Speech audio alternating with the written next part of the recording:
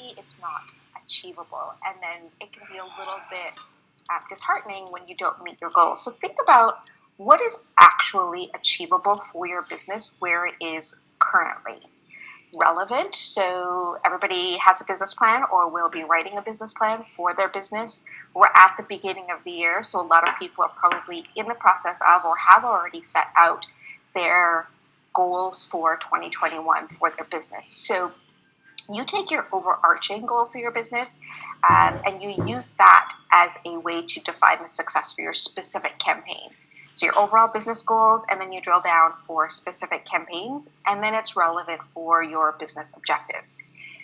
And the other thing that you want to do when you're setting goals for any online presence or campaign is you want to set a timeline or a time frame. So if you're running a promotion, you have a very defined specific start and end date. You need to do that for your goals as well when you're looking at online and digital marketing efforts. You could have a very long goal, or you could have something that's very short, but set something that is time bound so you know when you're sort of halfway through, and you can evaluate, when you're at the end, and then you can do a real deep dive analysis, into your marketing campaign to see if it was effective. So SMART goals. Let's talk about what that means in terms of an example. So a SMART goal is not, I want to get more likes on Facebook. A SMART goal would be, I want to run a Facebook and Instagram campaign to get X more visitors to my website by, and this is where it comes into time bound, by August 31st.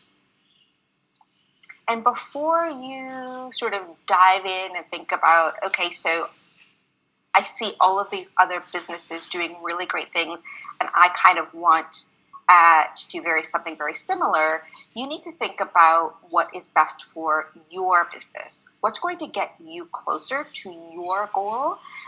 Again, referencing your business plan and what you think that your business should be doing will achieve this year for your goal. So, you might not, depending on the stage of business that you're at, you might not be 100% sure, and that's okay. If you're just getting started with digital marketing, some of the things that we're going to talk about today are going to be a little bit up in the air, but you will learn as you go forward. So you might have to test a little bit. You might have to go through a little bit of trial and error. And again, as I mentioned at the beginning, one of the great things about digital is that you can sort of pivot and switch things around if you see something is not working. So where are we going to start with a digital marketing plan? Again, think about what are your big business objectives? What are your broad strokes? What have you set out that you are trying to achieve this year?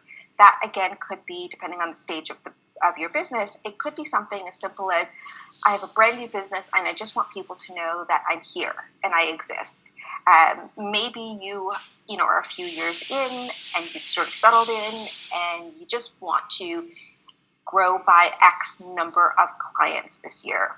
Maybe it's something as simple as I just need to increase traffic to my website because I'm writing a lot more posts on my website and I've monetized my website. So there's several different things that you could think about for what it is you're trying to achieve. But that's really the place to start, is when you're building a digital marketing plan, what is the overarching goal for your business? So then we look at, in terms of those high-level objectives for your business, you start to build your SMART goals. So think about, I want to drive more traffic to my website, and as I look through Google Analytics, I want 10% of that new traffic to have made a purchase. So you create your SMART goals for that one specific business goal. When you do that, then you start to set your KPIs, so they're key performance indicators, and that's really where you start to analyze, is my activity for my business, for my digital marketing initiatives and efforts, are they actually working? So what are you going to measure and how are you going to measure? you're going to see if you're getting closer to your goals. So there's qualitative, there's quantitative, there's different metrics, and we'll talk about the different things that you can measure. And then at the very end, we'll get a little bit more in detail about what that measurement might look like. So let's go back to the key performance indicators. You've looked at your overall business plan, and then you've broken it up into several different chunks for your digital marketing campaign. Then what do you do for your key performance indicators? So they're going to be different for every single campaign that you run, and they're going to be unique to every single person. So I can't really tell you here what you are going to be measuring, but you need to measure based on what your goals are and what means the most to you and what you're trying to get out of your campaign. 1, 2, 3 key performance indicators. You don't want to go in and say, I want this one campaign to achieve 10 different things. So let's talk about how you set those goals and what some goals might look like, what some key performance indicators might look like. So you have past customers, you're launching some new products this year, and you want your past customers to purchase your new products. So what does that look like? You're going to make your plan, you're going to execute your digital marketing strategy and your campaign. The tactic that you're going to use is sending an email to your existing customers talking about the launch of the new products. Your KPI or your key performance indicators. I'm just getting a note from Libby. Your KPIs or your key performance indicators will be the number of sales from your email campaign. So you send out your email and then you track it and see how many people actually purchased based on that campaign. One other thing that you could look at is I want to sell to new customers. I want brand new people coming to my business purchasing. So you're going to go in and launch a Google ad that's targeted towards your demographic. How are you going to measure that? You're going to see whether there was an increase in web traffic from your Google ad. You're going to see how many people from that Google ad clicked on your ad and went through the cycle and made a purchase. That will be your key performance indicator. If you want to attract brand new customers who are willing to pay for a premium service, so for instance, say you've been going along with your business quite well, and then this year you're going to launch something that's a bit more premium, a little bit higher end from what you normally do. You're going to write a blog post about it, for instance, that goes on your website. You're going to talk about what this new product is, what problem it solves, why you're launching this new product, and how it's going to benefit your customer. So your goal, new clients, your execution is writing your blog post, writing out all that information, keeping in mind SEO tactics and how you're going to get that blog post seen. And then the measurement or the KPI is going to be the conversions. So the number of people who click on your call to action, who click contact or who click purchase or who click something like schedule an appointment with me, that will be your key performance indicator to determine whether this particular campaign worked. I think Libby is telling me that there's some crosshairs on my screen. Give me 1 second.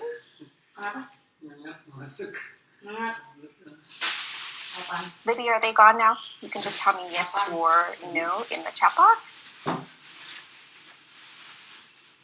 So the other thing that you want to think about is keeping tabs on your campaigns and how they are doing.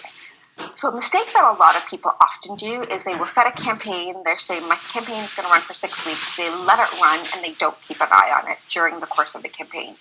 As I mentioned at the very beginning, a great thing about digital marketing campaigns is you have the ability to turn things on, turn things off if they're not working, pivot, maybe make some changes, but you won't know if you need to make changes unless you're actually monitoring on a regular basis. So on a regular basis, and not every single day, but maybe if you're running a 6-week campaign, you set some time once a week to see how things are going.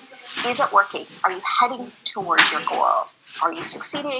Do you think you need to adjust the strategy?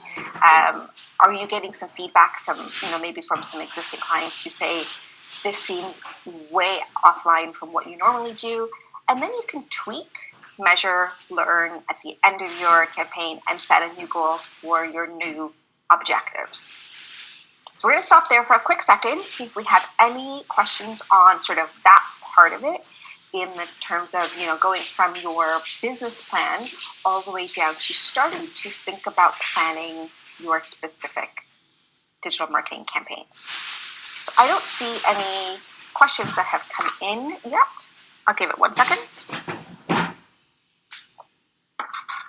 I'm just going to mention again that we are not recording this webinar. We're not sharing our slides, but Libby will have dropped in the chat box the URL where you can go ahead and download the reference guide. So I don't see any questions that have come in, so we're going to keep moving on. So at the beginning, again, I mentioned one of the first things you need to do is think about who is your target customer, target client, the demographic that you're trying to reach. And how do you go about doing that? Who do you want to reach? Okay, so I often, with a lot of clients, and I was working with somebody very recently who I said to her, she's launching a brand new product, and I said, who do you think that you're trying to reach with this product? You've gone from concept, you've got some product in your hand, you're making some tweaks, and you're going to launch your product in 3 months. Who is your customer? And her answer to me was everybody. That's unachievable, and that doesn't help you narrow it down to who you actually should be targeting. And targeting is really important when it comes to digital marketing. So while everyone could possibly benefit, say you have an ice cream store, you could say, everybody loves ice cream. I want to target every single person within a 50-kilometer radius of my store. That's not going to help you. So you need to narrow it down a little bit. Do you want to reach, for each campaign that you're building, your current customers or new customers? Are you looking at people in the community? Are you looking at people online? And then you're going to start to make your list of your ideal customer or your client segments. And oftentimes people say to me, well, can I have multiple client segments? And the answer is absolutely. Your business may serve multiple people, and your campaigns may be targeted towards different people depending on what it is you're trying to promote. So when you start to think about who is my target, you could say they're, men in the city of Toronto between ages 16 to 24. Then what else do you know about them? And all of these things that we're going to talk about in terms of what do you know about them really helps you, again, with targeting your campaigns. And you'll see as we go through this webinar how that comes into play and what that means. So what is their age and gender? Do they have a job? Are they working? Are they students? If they have a job, what kind of job? Where do they live? Urban, suburban, what part of the city? What part of the country, maybe? How do they get around? Is it public transportation? Do they have their own car? Where do they shop? And really start to think about, getting granular. Maybe not something like they shop at the mall, but which specific stores would appeal to this specific client that you're trying to reach with your campaign? What is their pain point as it relates to your business? So what product or service are you targeting towards this specific person, and how does it meet their needs? Whether it is a gap in something they have already, or it is a way to help them make life easier, if it's something new that maybe they would need. What is it that you bring to the table that this potential customer would want? So how do you find this information? If you're just starting out with your business, it is a little bit of a guessing game, to be quite honest. When you are starting your business, so thinking about when you started to launch your business, whether you were coming up with services or whether you were coming up with products, you probably already had in mind the kind of person that would be your customer and that would want what you have to offer. So just there and start to think about what about your specific service or product meets their needs, and then you can start to build out this list about your target customer. And again, you could have multiple target customers. You don't have to have just one. The other way you can find some of this information, again, if you're a small business, you probably don't have the money for big market research like a lot of the bigger companies do, but you can think about talking to existing clients, talking to people that you know that are fit within that demographic. If you have a store, people are in and out of the store, maybe a little bit of observation. Once you get to know customers, you can talk to them. If you have an email newsletter, for instance, or even on social media, you can do some informal surveys to ask some very simple questions to help guide you in a direction of, again, who is your target customer or client. And then what you're going to do after you've done all of that sort of digging around and thinking about things and how do you meet the needs of very specific individuals, then you're going to start to develop an avatar or a customer persona for your business. So what is this? And you may have already heard about, who's my avatar, who's my customer, who's my client. It really is sort of a fictional person that you're building in your mind on paper about who you're trying to reach. And this fictional character represents a set of people that you are trying to reach with your business. People that would use your product, who would use your service. And you start to build out this persona and develop a real sort of rounded view of who they are. This is absolutely a living document. So again, once you're starting your business, you're not going to have nearly as much information on these people. And then as you grow and learn who your customers are, you're going to start to add to this document and keep track of it. Write it down somewhere, put it into a spreadsheet. Don't expect that you're going to remember it because you're going to learn new little things all the time, whether it's brand new sort of genres or of movies that you didn't even think about that your target customer really likes. Jot it down because all of that is really important when you start to target online. Okay, so what does this look like when you develop your customer persona? So you're going to put it down in some form. This is kind of a fancier looking one that Yellowtail has done. You don't need to do it quite this fancy. A spreadsheet would be just as fine, or you can sort of go into whatever sort of format works for you. But what they've done here is they've created a customer persona. They've assigned photos to this person so that you can really get a visual of who this person is. And when you're talking about, Andrea Parker, they've given her that name. When you're talking about, I'm building a campaign that is going to appeal to Andrea Parker, you have a rounded view of who she is. So you write a little bit about who Andrea Parker is, what her needs are, aspirations, what her pain points, all of the things that we talked about earlier in terms of what do you know about your target, and keep it on hand. And again, this is something you're going to refer to all the time when you're targeting and advertising. One of the great things, if you're working with, say, a graphic designer, or if you're working with somebody who manages your social media for you, any of those things, it's really easy to go back and say, okay, so we're building a campaign, and I want this premium service that I think is going to hit this segment of my customers. As you build out copy, as you build out images, is it going to appeal to Andrea Parker? If you have this fantastic idea of what your campaign should look like, and then you think about who your customer is, and if it's not going to appeal to that customer, then you need to pivot. I do often see this. I had a client who had this really fantastic sort of artistic idea of doing a campaign that was really something that would appeal to a younger audience, so someone in sort of the 18 to 25 age range.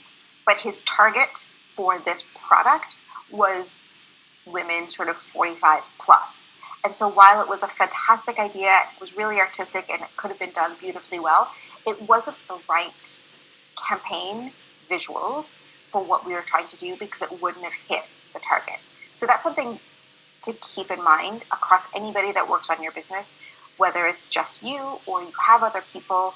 Always refer back to who is it I'm trying to reach with my campaign, who is it I'm trying to reach with this new product, and make sure that it meets the needs of your Andrea Parker. So we're going to stop there. Libby, do we have any questions in the chat box that you would like me to answer?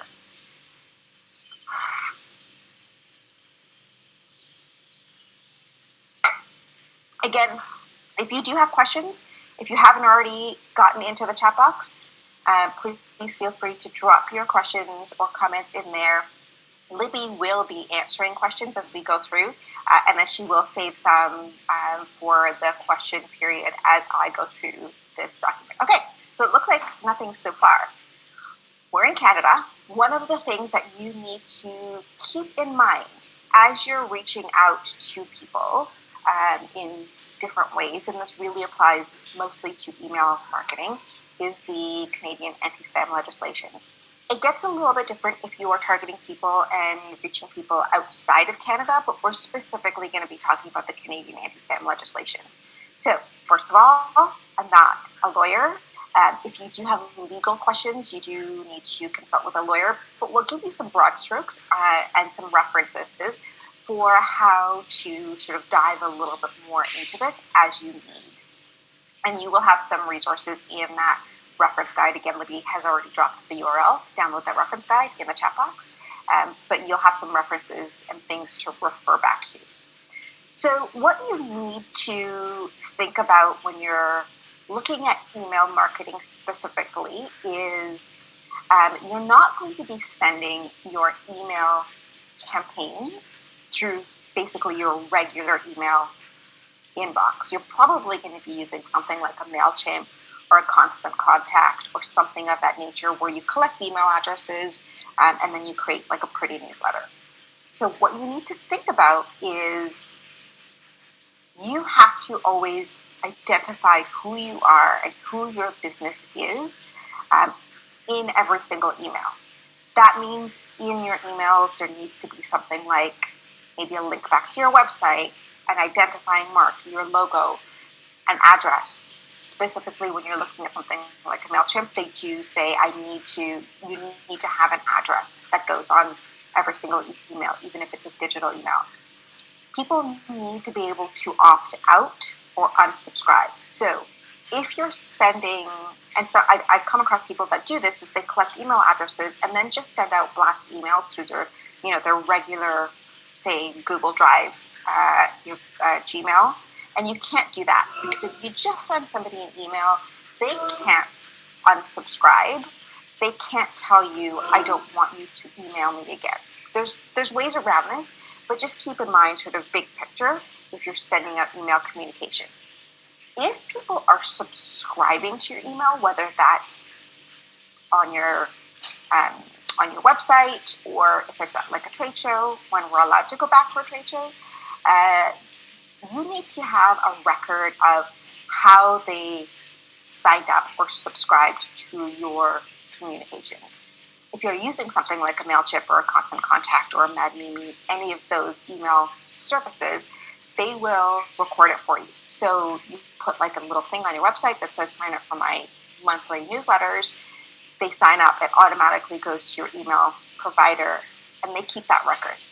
If you are meeting people in person in any way, shape, or form, and they agree to get onto your email list, and maybe they hand you a business card, you need to keep that business card with a little note of the date that they agreed to it, and maybe where you met them, and you have to hang on to that, because that is proof that they have said, yes, I want you to communicate with me by email. So there's express consent versus implied consent, and there's a lot of things to think about with express consent and implied consent. So a couple of things is if somebody signs up for your newsletter on your website, they're saying, absolutely, I have done this myself. I put it in my own email address and the information that you're asking for, and I'm giving you my permission to email me. If you have, for instance, done business with somebody and you've had business communications with them, so for instance, if you have an online store and they have purchased something from you, they will have probably put in their email address and their information, whether it's their name and their phone number and maybe their address. That is another way that they are giving you permission because you've done business together. So there's some things to think about. Is somebody that signs up for an email newsletter by putting their information on your website and ticking the box, yes, I want to get emails, perfectly fine. If somebody, for instance, purchases something from you, there's a little bit of a judgment call there in, do you put every single person that purchases from you on your email list? Because you can. Do you want to? So as an example, when we were doing in-person workshops, and I mentioned that Avery, whose book we're giving away, is the founder of Chemtech. When we were doing in-person workshops, every single person that signed up for an in-person workshop did business with Chemtech and could have legally been put on the email newsletter. Was that the way to go? And is that something that she should have done? That was really a judgment call for her, is, do I want to add everybody on there? Or do I want to, in their receipt, put in the receipt that I emailed them, a little thing at the bottom that says, click here to sign up for the email newsletter. So again, they're giving you that express consent and saying, absolutely. A few other things that you want to think about is, if an email address is published online somewhere, you can use it because it is public, but do you want to? So that, like a cold call kind of a thing, but you're scraping the internet for email addresses. Again, think about how you want your business to be perceived and how you want that very first encounter with that person to be. Do you want to go and look at a bunch of different companies? Say you're targeting human resources at a company. Do you want to scrape the internet and pull all of the HR addresses and just include them on your email list? And so that the next time you send out an email blast, they get your email? Or do you want to actually go through individually and contact them and do a regular cold call? So think about it, in that way. So let's talk about email marketing. And I see we have some questions, so I'm going to take a quick break and just see if I can answer some of these questions. How can I discover my target audience by social media advertising? So I think you're thinking about that a little bit sort of backwards. You think about who your target audience is first before you start to hit your campaigns. So that is the planning phase before you start to push things out. And again, think about who it is you're trying to reach with your product or service. And then again, once you start that, you can look at the analytics, whether you're looking at Facebook, for instance, Instagram, Pinterest. All of these social platforms have analytics that will give you really key information about who is coming to your Facebook page, who is seeing your Instagram ads, and you can start to tweak from there. But I wouldn't let social media dictate who I'm targeting. It really is the other way around, is you want to be able to target based on your business plan and who you've decided your product or service is ultimately meant for. So somebody else asked, I guess for email marketing and all others, do we need to keep posting videos, blogs, offer things to keep them coming? So we're going to get into some ideas of email marketing in this section. So hang on to that question, and then we can readdress it if this little section doesn't answer what you're looking for. Somebody asked, would you include a GDPR box according to the rules for Canada? So when I talked about using something like a service like a MailChimp or a Constant Contact or MadMe or any of the other email marketing systems out there, Shopify has their own, that's usually built in.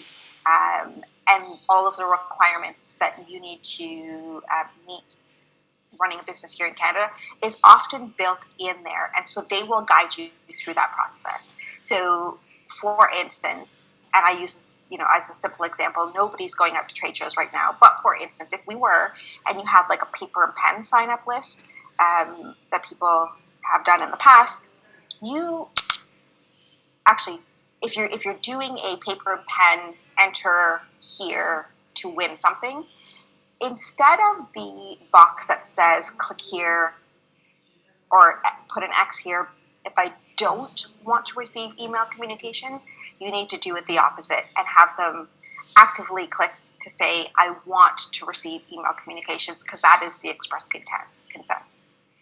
If somebody purchases from you, is it an automatic consent? Yes, it is. If they've had that interaction with you, yes. And again, it's a judgment call. Do you want every single person that's purchased from you to the next thing that they get from you is an email, your next email blast. So, think about who they are before you just automatically add them on. Again, like I said, if you have an online business, for instance, and you're sending them an email to say, here's your email confirmation, your order will be shipped in 3 days, you can also put something on there that says, click here to sign up for my newsletter, which is much more of an active consent.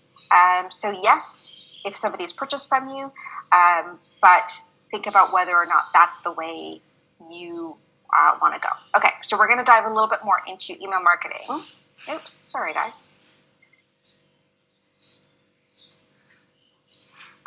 Okay, so I talked a little bit about email marketing and the different sort of services that you can use. Why is email marketing something you should consider? So again, we're going to talk about a lot of different tactics here. It doesn't mean that everything that we talk about today is something that your business has to do. These are just options for you to think about for your business. So why is email marketing really effective? Well, the one great thing is that it's communication that you're sending directly to a potential customer or an existing customer, or somebody that's shown interest in your business. So you've already kind of met a little bit of the hurdles because they have actively said, yes, I want to hear from you. I want to know what you have to say to me. As opposed to, an ad that goes out there, and people are maybe seeing your ad, they haven't said they want to see it.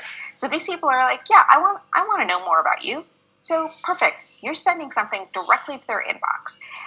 Cost effective. So something like, a MailChimp or Constant Contact can be a little bit expensive, but a lot of these email marketing services that do a lot of the behind the scenes things for you, like the consent and the opt-ins and the keeping of records, often have beginner packages or basic packages that are free or relatively inexpensive for something like up to 1,000 emails or 1,000 sends per month.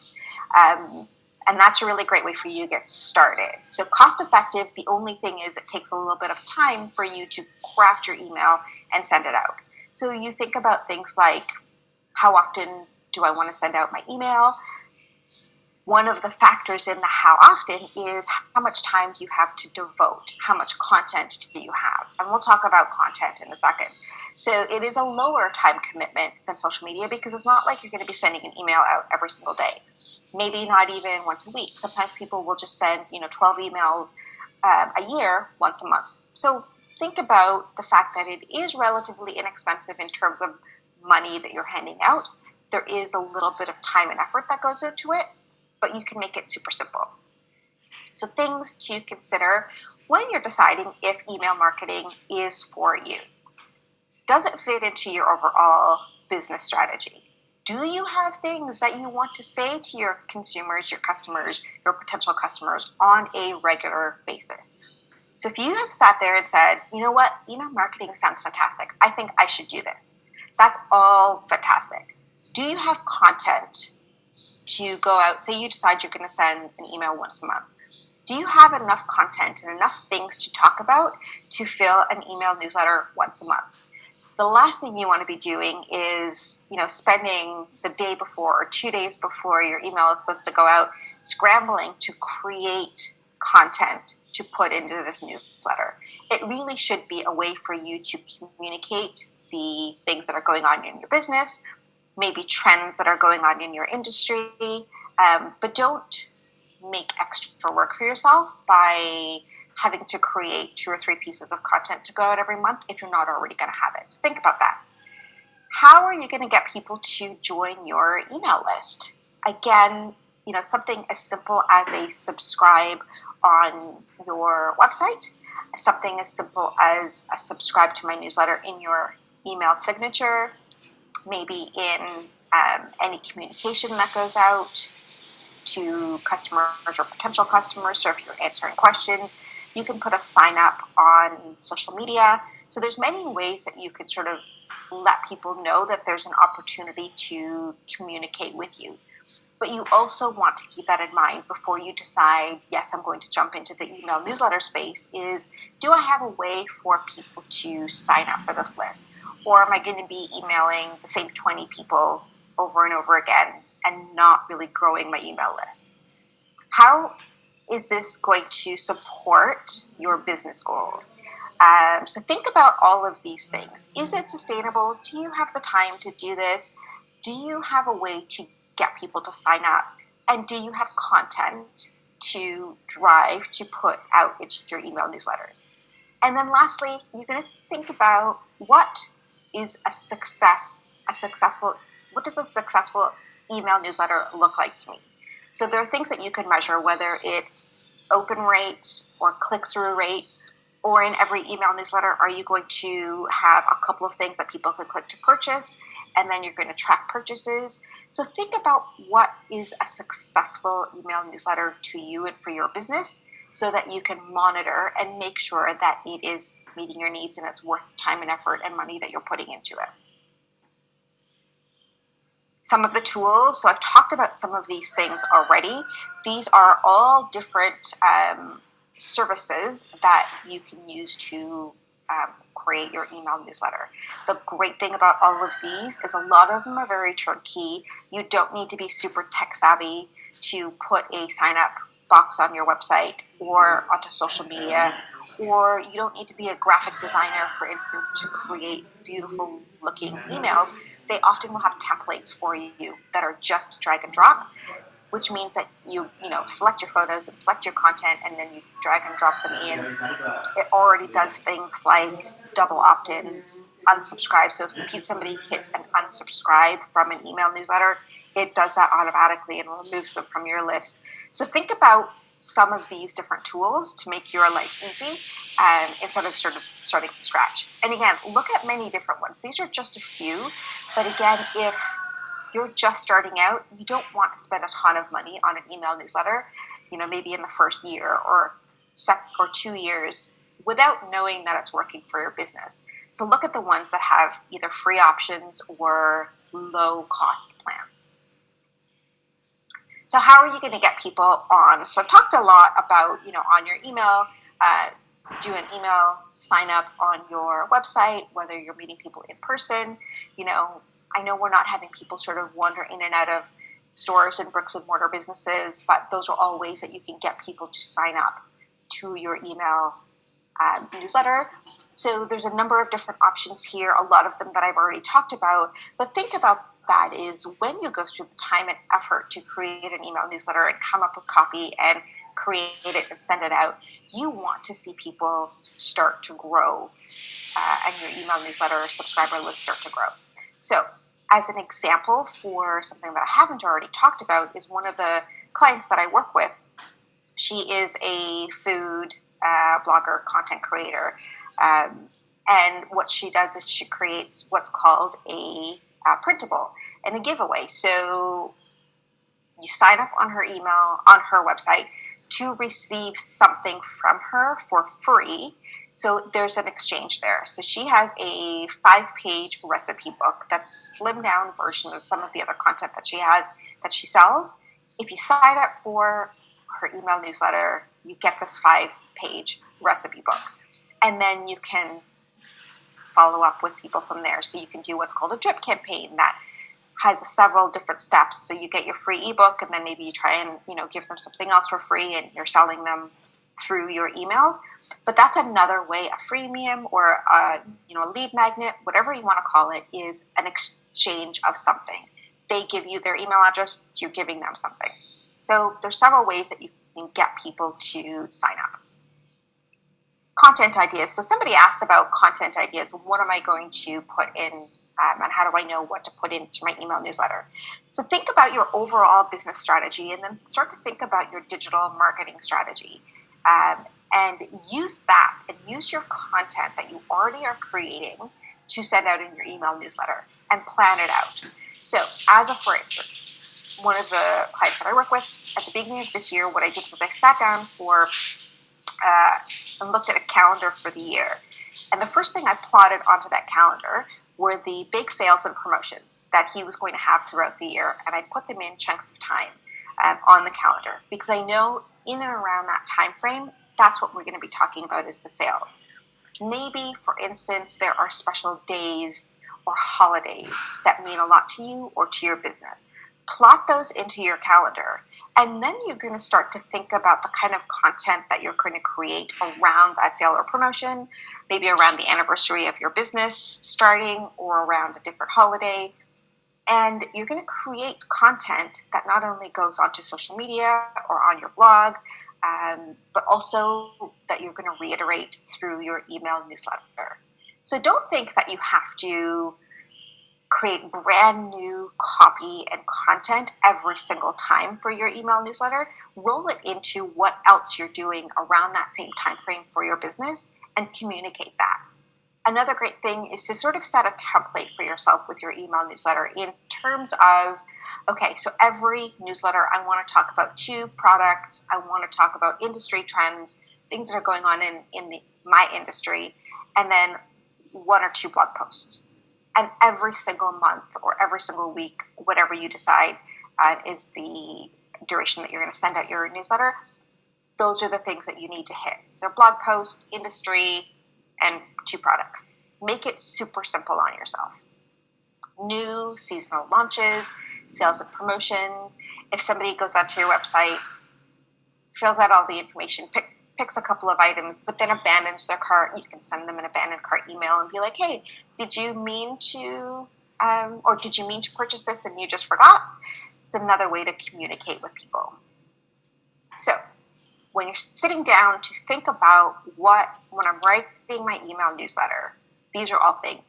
And listen, I'm a huge fan of templating things, so it makes it easy for you. So think about when you're writing your email newsletter is, what is the most important thing, a piece of information I want to get across in this one particular email newsletter? It may be that you have a sale coming up. It may be that you have a new product launching. That is going to be front and center, top. It's probably going to be in your subject line, because that's the most important thing that you want to convey in this particular email newsletter. There may be 2 or 3 other things that you're going to convey in your email newsletter, but they're not nearly as important to you. And sometimes it could just be filler content. It might be just interesting things that you've come across. It could be fun, but it's not sort of the main reason for you sending out that one specific email. Think about what you want your potential customer or your customer to do. So you send something out that says, in 3 weeks, I'm launching 3 brand new products. Fantastic. That's great. But what do you want them to do? And typically you have to say it. You can put a little button that says, click here to learn more, click here to purchase. But think about what the action is, as opposed to, are you just pushing out information and there's nothing else that you're thinking you're going to get back from it? What do you want your customer or potential customer to do with that email newsletter? And tell them that. Maybe it's like, stay tuned, or maybe it's like, go visit my Instagram because I'm running an Instagram only contest. And you say that right in the email newsletter. And then how are you going to measure the effectiveness? So think about this particular campaign. You have a new product launch and you want to, make $10,000 in sales in the first month that this product has launched. So you're going to look at all of the ways that you're promoting this particular product launch and measure the effectiveness. So if out of that $10,000 you say, through my email newsletter, I want $2,500 of sales to come from my email newsletter, you can start to track how many people clicked on the purchase now, how many people got to your website and made a purchase. So think about all of the ways that you're going to determine if an email newsletter is effective for you. So think about a few other things that I've already talked about. So I'm not going to go into detail here, but a beautifully branded template for your email newsletter. Again, all of those services that we mentioned will have templates, drag and drop, that are super easy for you to build your email newsletter. Before you even start to send anything out, sit down and think about the colors and the fonts you're going to use as a template so your email newsletter looks the same all the time and matches the branding that's maybe on any other advertising or the branding that's on your website or maybe the branding that's on your package. So everything is beautiful and cohesive. It can get really, sometimes people, dive in because it can get really fun to play with different fonts and different colors, but don't go crazy. Make everything look super cohesive so when they open that email newsletter, in their brain it triggers, yes, I know it's from so-and-so's business because my brain is telling me that the branding is all the same. So think about images, call to action, tell people what you want them to do, share things, and most important, give value. So if somebody is giving you their contact information, and saying, yes, you can talk to me on a regular basis, whether it's monthly or weekly or whatever it is, what value are you providing to them for the privilege of landing in their inbox and them opening that email newsletter? So you want to make sure that you're not just saying buy every single time, but you're providing something of value, whether it's, you're pointing them to a blog post where you've given, 5 things to consider for tax season, and it's free content that is valuable to them. Or if it's, hey, so-and-so that's in my industry is running a contest or a giveaway, that's valuable. So always remember that it is a privilege to land in somebody's email inbox, and it is a privilege to get them to open and click. So always think about what is it that you're giving to your loyal, because they know who you are now and they're opening your emails, to your loyal customers or potential customers. Okay, let's dive into some questions.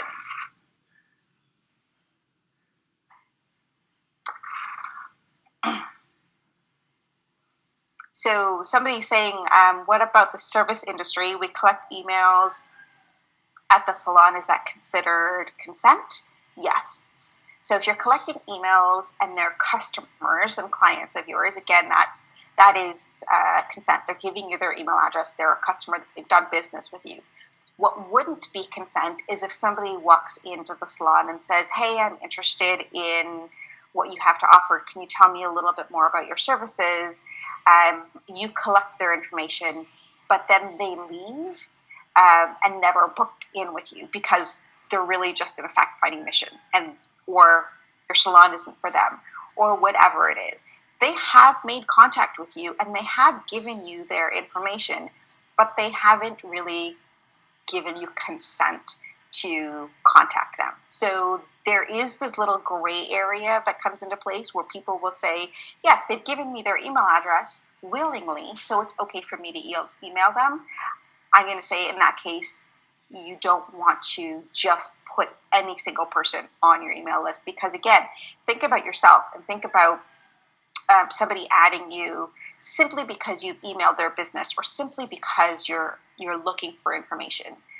So just sort of think about what makes sense and what is the ethical thing to do, whether you add every single person on. But if they're a customer, absolutely. Is there an ideal email structure or word limit I should be mindful of before sending an email?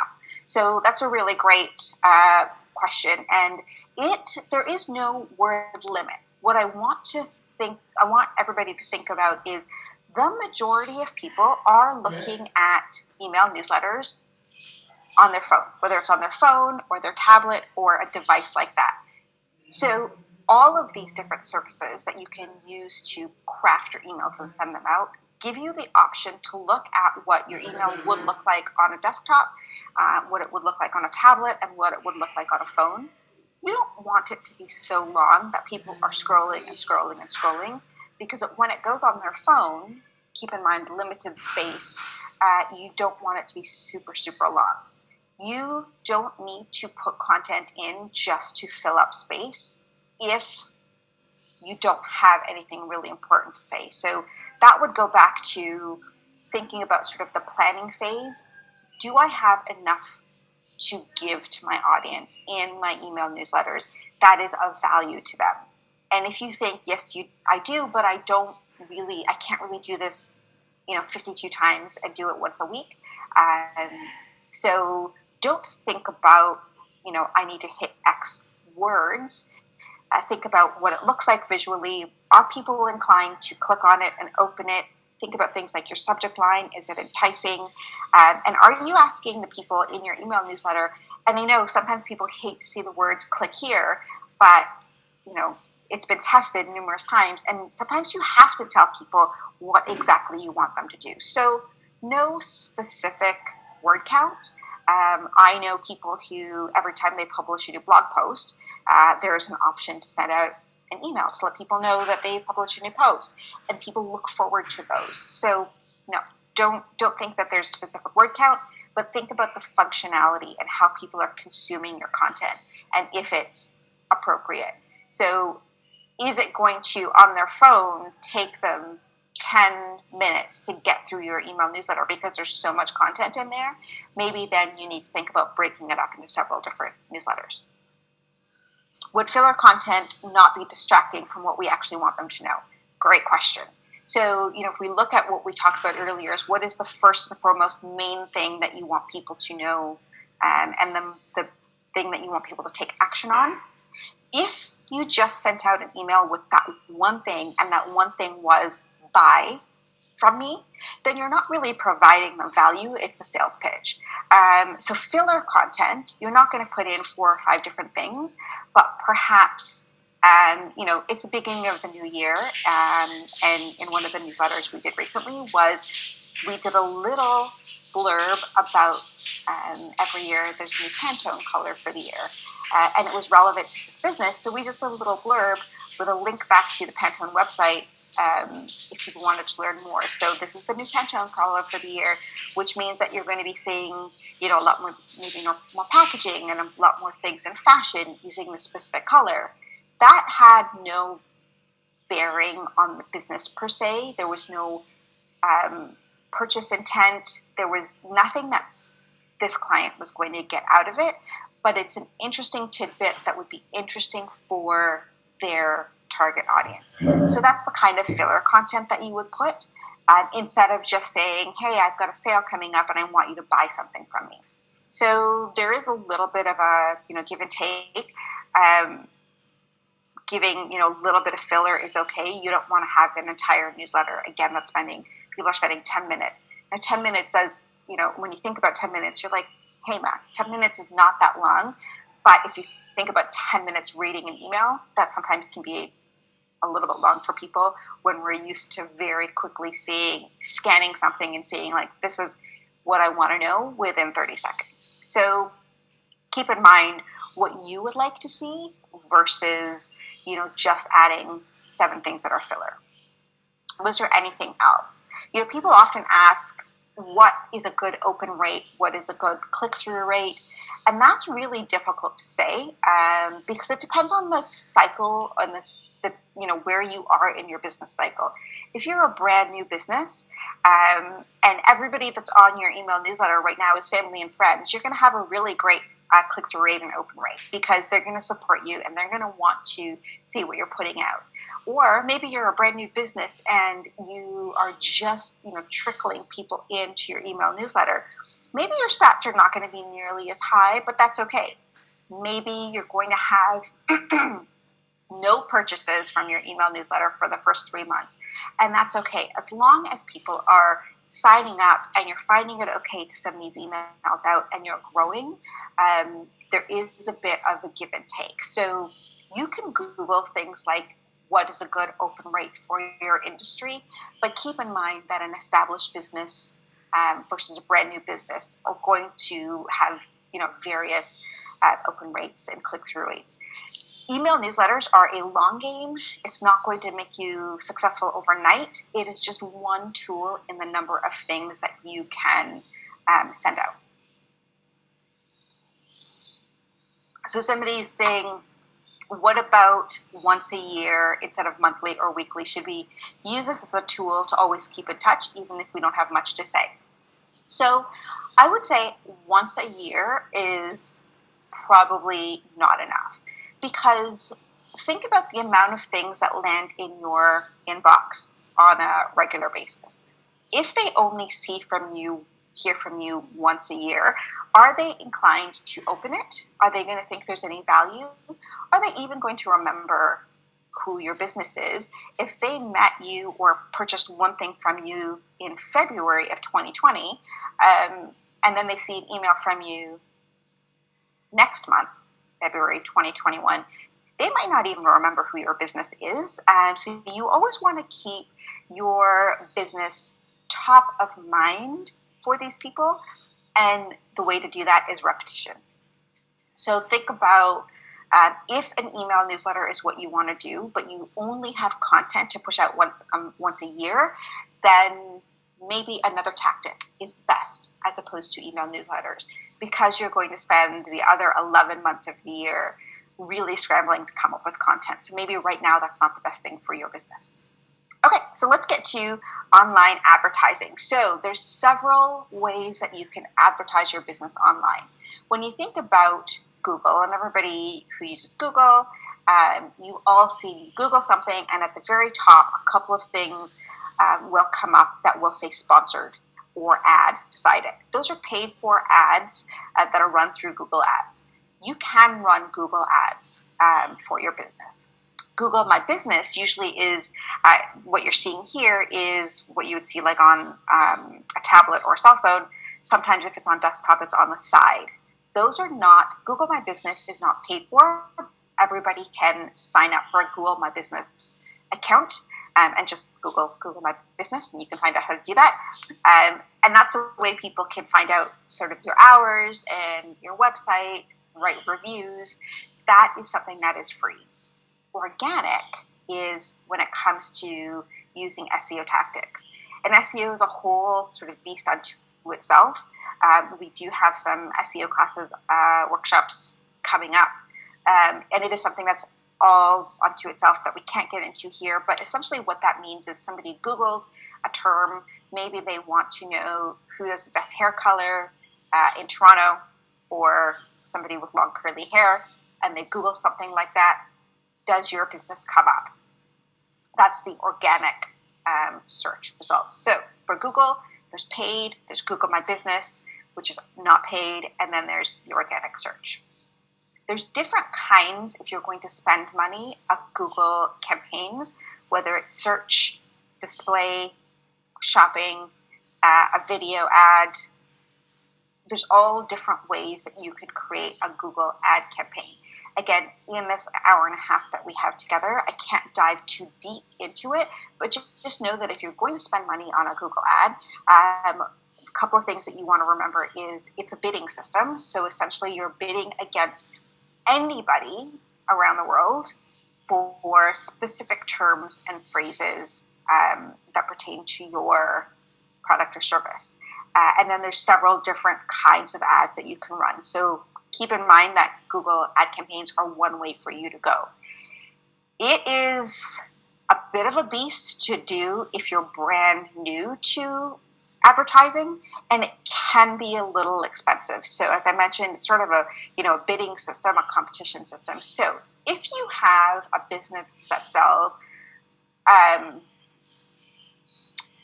white running shoes, it's going to be a lot harder for you to get a low rate for white running shoes because that's such a generic term. And again, it can be, anybody around the world that is bidding for these same terms. So it is a bidding system. If, for instance, you have a very niche business, it's easier to get a Google ad for a lower click-through rate. What will probably help you more, if you are local and you're trying to sort of use SEO to localize your business, so maybe, white running shoes in Milton, Ontario would be more beneficial to you through SEO tactics than maybe something like a Google ad. So keep that in mind. Google does cost a little bit more money. It does take a little bit of time, and you do want to monitor it. And it's better for niche businesses and terms that people are searching for versus something that's really generic. And I say terms that people are searching for because if you're selling something like pink running shoes with purple soles and you think that people are going to find you because that's what they're searching, but nobody is searching that, then they're just not going to find you. So keep that in mind, is, it's got to be something that people also will be looking for. So the auction for Google Ads, it is a pay-per-click. So what that means is when you Google something and you see those ads that come up across the top, if you don't click on an ad, then the advertiser is not paying for that. So every time you click or somebody clicks on your ad, you pay per click. That's the bid rate that you're looking for. So it will be something like, 30 cents a click or $1.12 a click. And again, if somebody or several different organizations are bidding on the same terms, then the cost per click is going to go a little bit higher. So you can set things like what your maximum bid is going to be, so you're not sort of staring at it all the time, what your minimum bid is going to be. And there's a number of ways that Google uses to sort of determine your ads, things like quality score. So when it comes to quality score of an ad, and again, Google Ads is a big thing, and a whole topic that we could probably do a 90-minute webinar on into itself. But what you want to think about when you're crafting your ad, and I'm just going to go back there for a second, is, there's the headline, there is a little bit of text, and then there's the URL. So those are all things that you write yourself. The quality score of your ad, and the way Google determines this is, are people actually, when they click, are they getting to what they expected to get through? So if you said in your ad, if you're being a little bit clickbaity and doing a little bait and switch, and you said like the best pizza recipe in all of Toronto, and they clicked, and you were selling jewelry, that's going to give you a really low quality score, and you're going to pay a ton of money, or you're not going to be able to run your ads.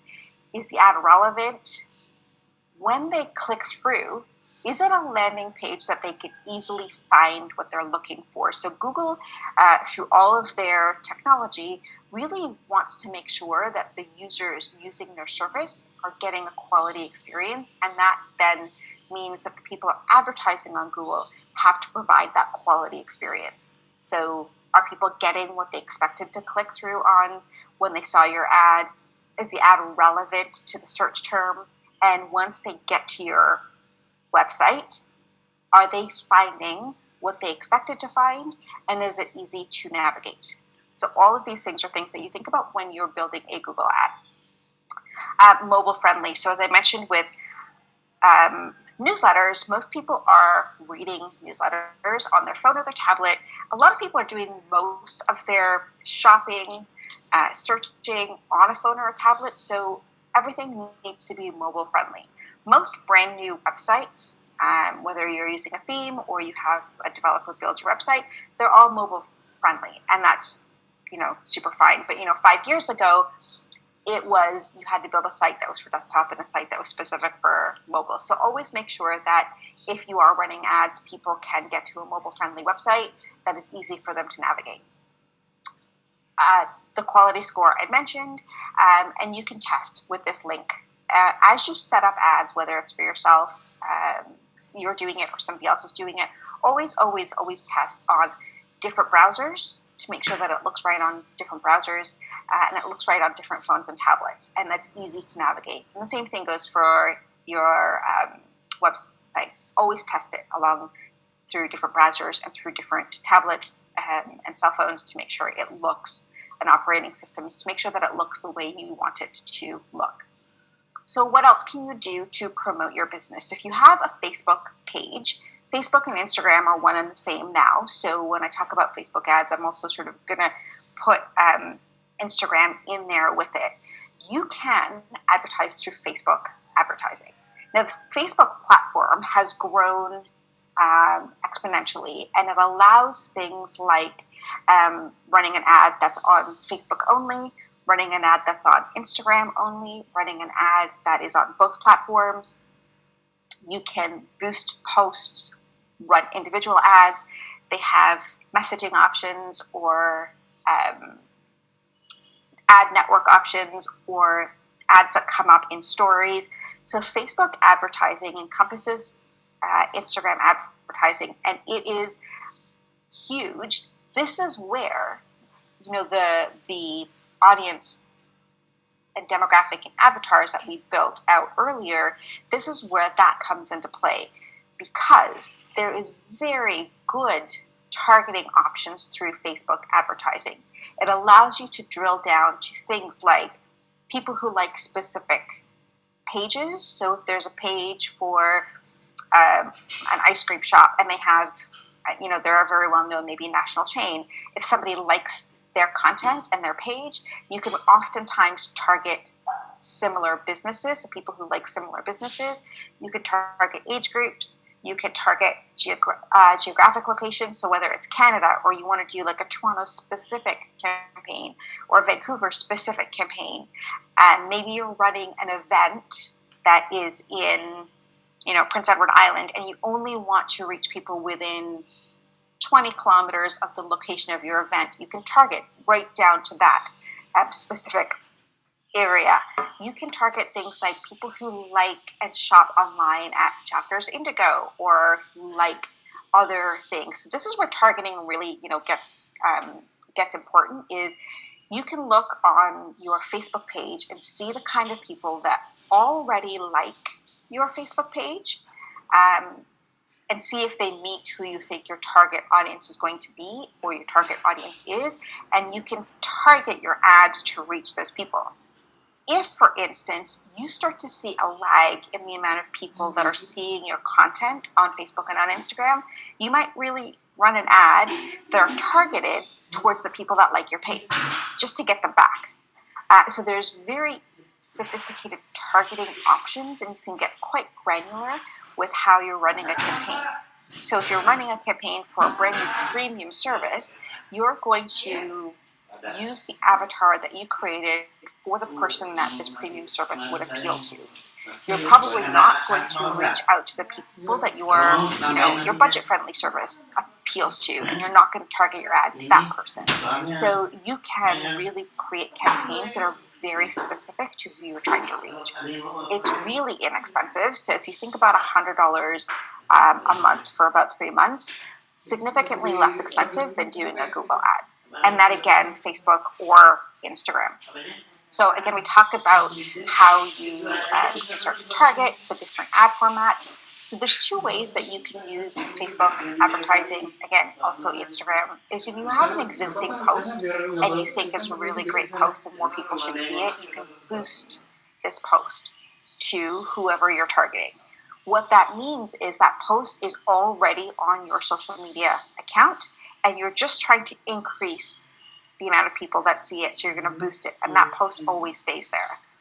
A Facebook ad or an Instagram ad that's independent and not a boosted post is something that has a time limit. So it has a start and an end date. It serves a specific purpose based on what you've built out your campaign to be, whether it's a click to learn more, or a click here to shop, or keep an eye on our page because in 2 weeks we're launching some brand new products. But once the campaign ends, that ad goes away and it's not visible anymore. So there's 2 different ways to think about that. Boosting posts oftentimes can be a little bit more inexpensive because you can boost for just a few dollars, where if you're creating a full-on ad campaign, you probably want to spend a little bit more money and have a longer duration of a campaign. The other reason why you might want to do a Facebook ad, for instance, is that you have a limited time offer.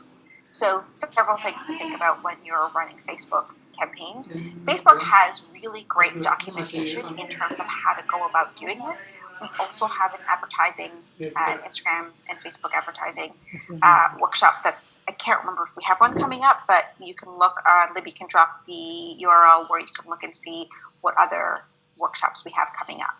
There are several different formats that you can use. So if you have a really great video that you created for your business that is like 30 seconds or 25 seconds or 15 seconds that really encompasses your brand new product launch or a brand new business, you can create a video ad.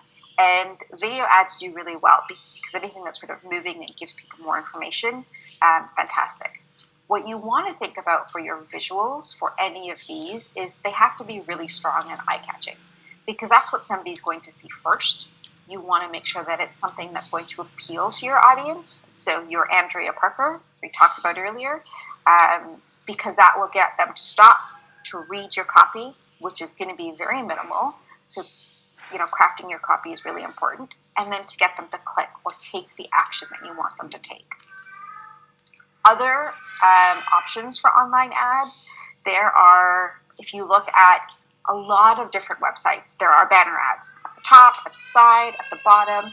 There are different networks that you can become an advertiser on, and then you can sort of specify the kind of website that you want your ads to be on. So that requires you to create ads and create the links that will link back to specific pages on your website. You can oftentimes do this through one ad network, or you can look at something like say that you're in the wedding business and there's very specific wedding magazines in your neighborhood that you service, then you can probably often go to that one specific magazine and get their rate cards. Maybe it's something as simple as community newspapers, because you really are a community-based business and you don't really want to reach people, further than 10 kilometers out from where you are. So a lot of these newspapers or magazines also have websites that you can use to advertise on. And the rates vary depending on the reach of their specific website. So let's just take a quick peek and see if there's any questions.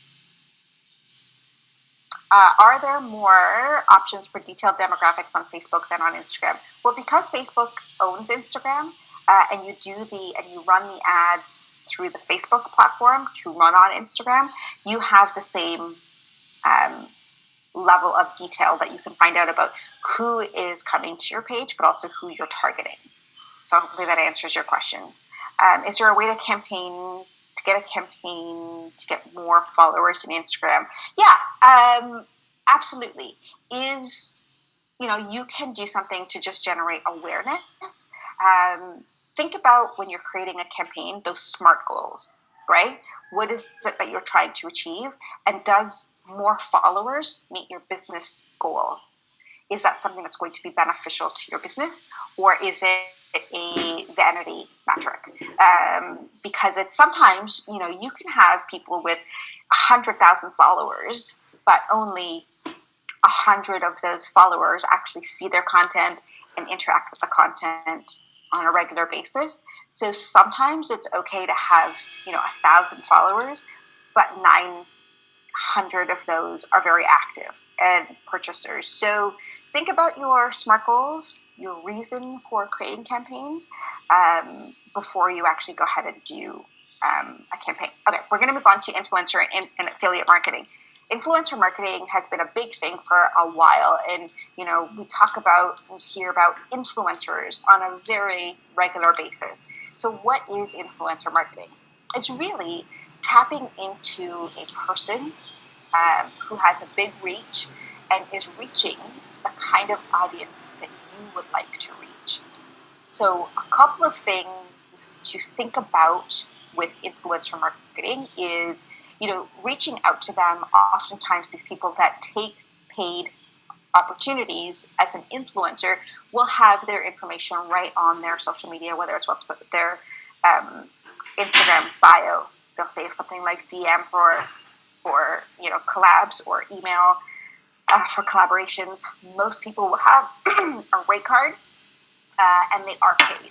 So gone are the days where you could just exchange goods for somebody with big reach. They are oftentimes compensated in money, and you have to negotiate with them individually. Sometimes there are, like I mentioned, there are ad networks. But there might be influencer networks as well, where you can go to a network and they have, hundreds of people, hundreds of influencers within their network who might be interested in your campaign. All you need to remember is things like, are they going to be reaching your target audience? Do they have the kind of, the kind of voice and tone that you want to represent your brand and your business? And then start to think about how much it's going to cost. Do you have the right assets to give them to do a proper campaign? And if that all sounds great and perfect, then start to reach out to different people or reach out to influencer networks and see if somebody might be interested in working with you. Again, very few people will do something for a free product or a free service. There are opportunities for that. I'm not saying it doesn't exist, but keep in mind that oftentimes there's a budget involved. You also need to remember, and most people already know this, they do need to disclose if they're being compensated in any way.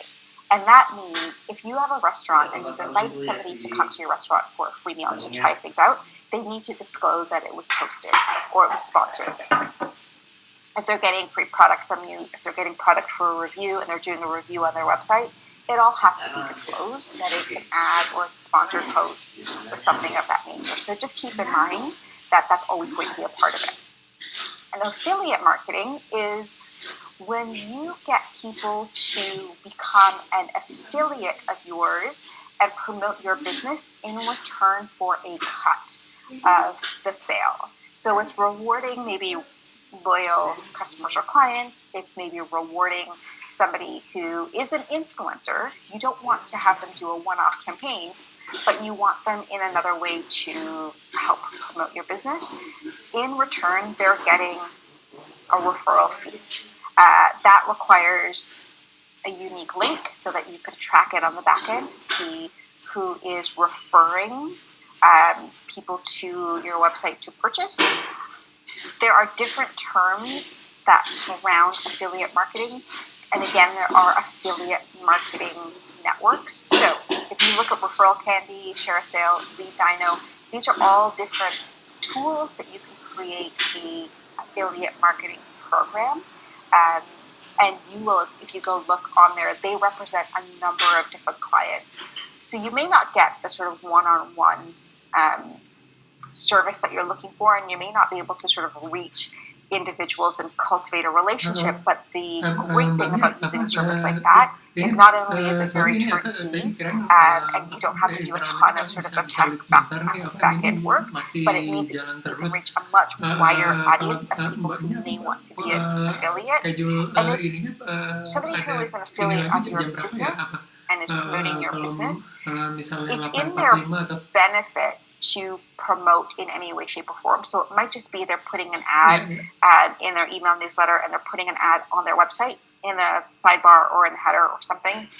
But because they're getting a percentage and they're getting money out of it, they're probably more motivated to promote. So keep in mind, though, that what that means is you have to build out a program that allows you to pay them a percentage of every single sale. Okay, so somebody asked, I'm going to answer a few questions. Somebody asked, what is typical for an influencer cost? That varies. It really varies by who the influencer is, what is their reach, how long have they been in business. So some of them can charge $1,000 for a post, and some, if they're brand new, they'll go a little bit lower. It depends on also what you want them to do. Are you asking them to write a blog post? Are you asking them to do an Instagram post and a couple of stories? So it does vary. The bigger and the more reach that they have, the more people that they can reach for you, the more it's going to cost. Somebody said, as someone trying to become an influencer, is there any best practice and announcing you're not being sponsored? So I think what you're asking is, if you do a post around a brand new restaurant that you went to, how do you say that you're not sponsored? I mean, just hashtag it, not sponsored. You can write a blog. If you're writing a blog post, you can say, I'm not being compensated for this. I just really like this restaurant, and just be open and honest, and say, I'm not actually getting paid for this. This is just my real open and honest review.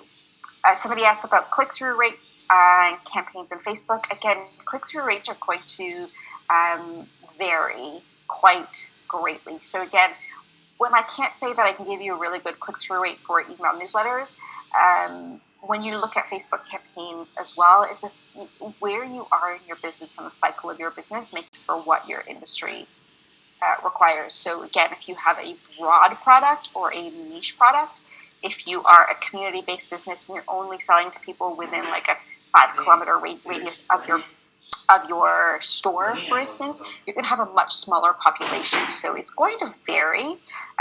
So I can't really give you a full-on answer for that. Okay. I'm running a little bit late because I talked a lot. So I'm going to just dive through some of these here. Graphic design tools. Canva is one that I use often to create. So it's not really a graphic design, but it's more of a layout tool. So if you have images, to resize your images for your website and for social media. You also, if you have a pro account on Canva, for instance, you can get free stock photos from their library. There are also stock photo websites, and we've listed a lot of them here, where if you don't have your own photography, you can go ahead and pull some of their photos that meet your needs until you can build out your own photography catalog. Sometimes you have to give credit to the photographer, and sometimes you don't.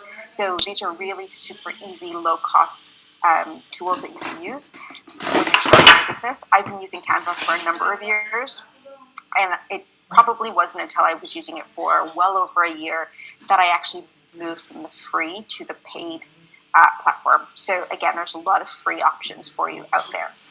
Okay. Wow, it's 8:30. You guys, I'm really sorry. So we have the book giveaway.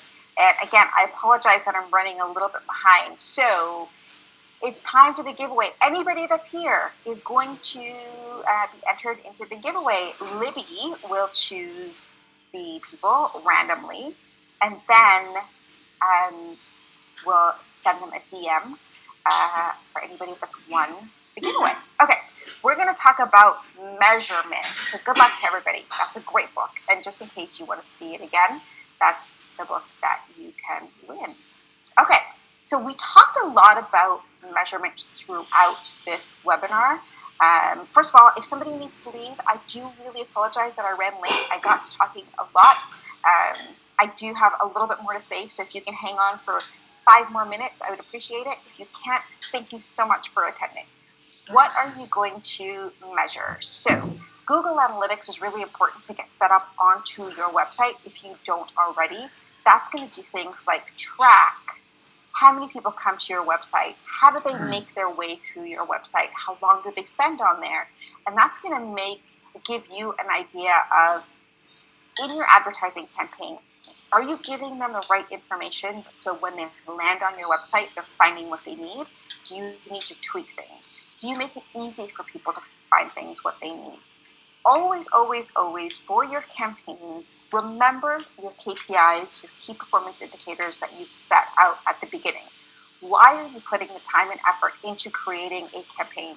What are you hoping to get out of it? And always, always, always look at your metrics to make sure that you're meeting your goal. You can look at anecdotal information like your vanity metrics, like I got X number of likes on my Facebook post or my Instagram post, but what actually meets the goals of your business? That's really the important part. The vanity stuff is great and it's fun and it's feel good, but it's not actually putting money in your pocket. So keep in mind that you're always looking at your metrics. What does that mean? So if you're looking at things like awareness metrics, if you're just really looking at people to know who you are and build brand awareness. So you're looking at mentions. Fantastic. Somebody mentions you. They tag you in a post. They're now aware of who you are. People that see their post now aware of who you are. If your audience starts to grow in your social media audience, your email newsletter, then you know that people are aware of who you are, who your business is, because they are starting to come to you for this information. If really what you're looking for is engagement, you want to think about things like on social media, the likes, the engagement, which is comments or shares, Likes are not really as important as something like a share or a retweet or a comment. That shows you that they're not just mindlessly scrolling and like hitting like on everything, but they're actively engaging with you, and that shows approval. Conversion is when somebody clicks on something because they're taking an action.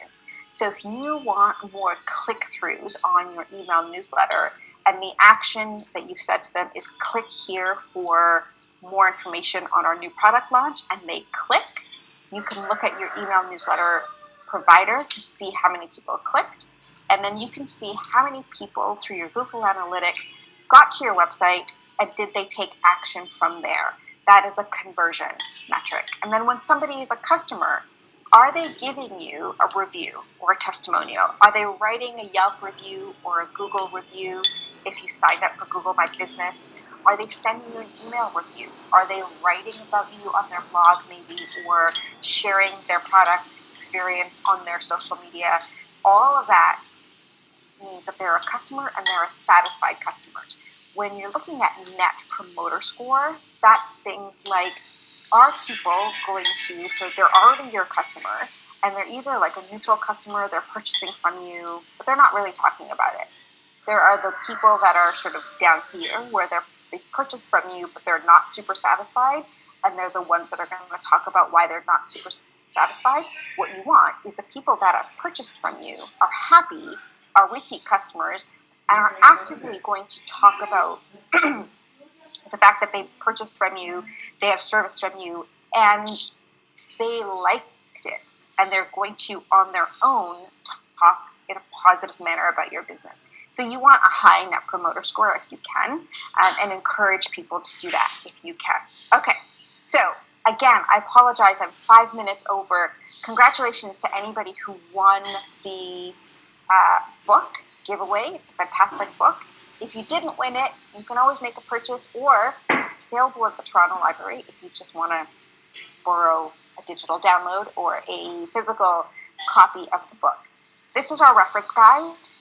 We do have other webinars coming up, and Libby, I'm sure, has dropped in the URL, so you can go see what else is coming up. I'm going to see if there's a couple more questions, so if you didn't get a question answered, hang tight for a second, and I will see if there's other questions. If you do need to run, thank you so much for joining us today. And again, I do apologize for taking 5 extra minutes of your time. I hope you got something out of this today, and then you go and start to write your customer avatars once we get off this webinar. Thank you so much. So let me see if there's any other questions that I can answer really quickly. So somebody's talking about, can you refresh an older email list? So it seems like there are people on our list who might not be interested anymore, but they haven't unsubscribed. Should we try to call the list? So the answer is, yeah, you can do that. If there are people who aren't even opening your emails, never, maybe your emails are just going to their junk box. They haven't unsubscribed, but they never open them, which means that they never click through. You can look at your email provider, see how those people are, make a decision. Like if they haven't opened an email in 6 months and you want to call them, you can certainly do that. And your email, whether it's again MailChimp or Constant Contact, will show you who those people are, and you can start to purge them. And then that's going to affect your click-through rates and your open rates positively, because you don't have 1,000 people that are on your list that are just not even opening your emails. So yeah, that's a good idea to do periodically. What's the best way to start a career as a digital marketer? Great question. I will say for myself, I started marketing a long time ago. So I was trained in, when I went to school, digital marketing wasn't a thing. And so I really sort of learned from the ground up all about how to build campaigns, how to tie in with sales initiatives. And I started with the traditional, and then I moved into the digital. What you want to do if you're starting your career as a digital marketer is remember all of the things that we talked about today. One of the things that I do have a lot of people coming to me for is they will say, I want to do X, Y, and Z for my business. Can you give me a quote for what this is going to cost? And then they often will say, well, I know somebody who has 100,000 followers on Instagram. Maybe I should just get them to do my campaigns because what they seem to be doing works. What your expertise is going to be is all of the back end stuff, not the execution, but the who are you trying to target. And you can talk to them about this. It's like really important to know who you're trying to target, and building these campaigns and building these editorial calendars and building out the analytics. So to do that, start to test things out for yourself, maybe on your own platform, and start to build some case studies. If you have to, maybe work for, if somebody has a business, do some work for them for free so you can build out your case studies and prove that you know what you're doing. Or start and take a little bit of a lower rate than you would normally use for your business to build out your experience and expertise so that you can prove and you can show somebody that I understand more than just the execution, because the execution of a campaign is like the last step. So build out your proof.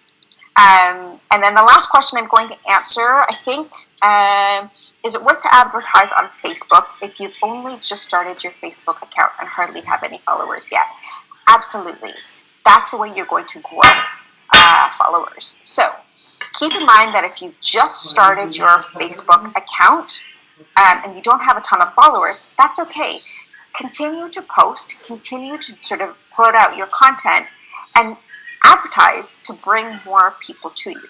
If, on the other hand, you've started your Facebook account and you don't have a content schedule yet and you're not putting out content, hold off on advertising to bring people to you until you actually have your content strategy and you're posting on a regular basis.